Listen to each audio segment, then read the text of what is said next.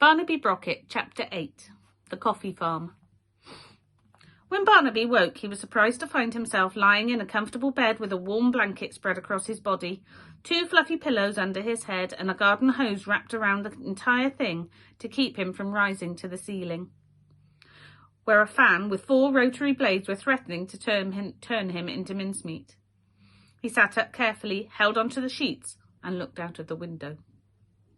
A vast farm stretched out before him, rows and rows of tall green plants and a dozen or more people walking between the stalks, each wearing a pair of blue dungarees and a wide-brimmed hat to ward off the sun. As they examined the stems, they shouted at each other and made extravagant hand gestures, sniffing some of the leaves, pleased by some, uncertain about others. Clumps of small red berries sprouted from each vine, and from time to time one of the workers would twist one off before tossing it into his mouth and chewing thoughtfully. Forehead creased in concentration as he considered the taste, before spitting the mess into the dirt at his feet. Barnaby couldn't believe that he had slept through the balloon landing and the journey to the farm, and was beginning to feel a little uncertain of where exactly he was, when the door was flung open and the 2 ladies charged into the room. "He's awake, Ethel," said Marjorie.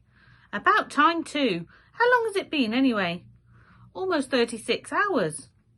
"I've been asleep for 36 hours?" asked Barnaby, opening his eyes wide in surprise. "Are you sure?" "Oh, quite sure," said Ethel. "There was no waking you, despite the fact that we came down with an almighty thud, which, by the way, accounts for that bump on your forehead, in case you're wondering." Barnaby reached up and felt a tenderness just above his right eye. "Ow," he said.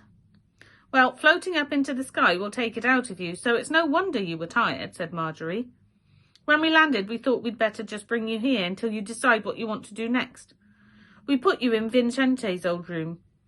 He wasn't much older than you when he first came to live with us, and he was always so happy in here. He said it was the most comfortable bed he'd ever slept in." "Well, it was the only bed he'd ever slept in," said Ethel, "so there wasn't much competition." "Who's Vincente?" asked Barnaby. "He's a boy we looked after for a while, but he lives in America now," replied Marjorie. "A wonderful young man, such a delight to have around. We miss him terribly. Anyway, what would you like to do today?" "I want to go home," said Barnaby. "Yeah, of course, but Australia is very far away, that's the problem. It's not easy to get there from Brazil." "But we did do a little research," said Marjorie, a triumphant smile spreading across her face. "And it turns out that you can fly to Sydney direct from Rio de Janeiro. Well, there's a stopover in Hong Kong, but it's only for a few hours." "It's a long flight, though," added Ethel. "Do you think you can manage it?" "I'll have to," said Barnaby, pleased to think that he would have a trip in an aeroplane to add to his hot air balloon journey. "Is the airport far from here?" "A few 100 miles. You'll need to take a train. The Fonseca Express goes from Sao Paulo, where we are now, to New York, but it stops off in Rio along the way. You're not in a hurry, though, are you?" "Well, not a terrible hurry, I suppose," said Barnaby. "Good, because we've checked with the airline and there isn't a seat available until the end of the week. You can stay here until then if you like." Barnaby nodded. The 2 ladies were being kind enough to offer him not only a ticket back to Australia, but free food and board. The least he could do was appear grateful. "Good. Well, that's all settled then. You'll stay here until Saturday, then off you go home. We might even have a little party in your honour before you leave. In the meantime, you might as well enjoy your time here. Do you know much about Brazil?" "Nothing at all," said Barnaby, shaking his head. "We haven't studied South America in geography class yet."